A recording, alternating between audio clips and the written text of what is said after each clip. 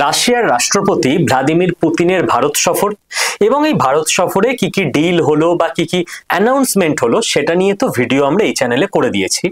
কিন্তু R&AWর একটা stand point তো আছে পুতিনের ব্যাপারে, সেটা কি?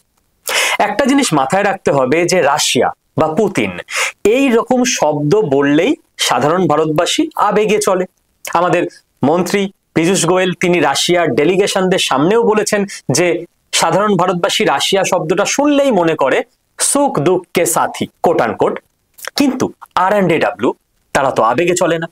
কাজে R&AW যখন রাশিয়াকে নিয়ে কোনো স্ট্যান্ড পয়েন্ট নেয়, পুতিনকে নিয়ে স্ট্যান্ড পয়েন্ট নেয়, সেটা নেয় তথ্যের ওপর ভিত্তি করে, যুক্তির ওপর ভিত্তি করে এবং দীর্ঘদিন ধরে অনেক কিছু অবজার্ভ করে সেইখান থেকে যে কনক্লুশনে R&AW আসতে পেরেছে তার উপর ভিত্তি করে।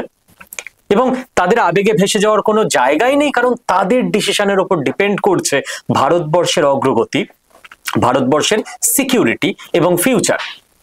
এবং এই গোটা ব্যাপারটা মানে R&AW পুতিনকে নিয়ে ঠিক কি ভাবে, এটা আমরা আজকে একটা ছোট্ট অডিও নোটস করে নিয়েছি এবং আমাদের যে আরেকটাই চ্যানেল রয়েছে স্কিল বাংলার সেখানে আপলোড করে দিয়েছি, কারণ ইউটিউবে কিছু অসুবিধা আছে এই ভিডিওটা আপলোড করার ক্ষেত্রে।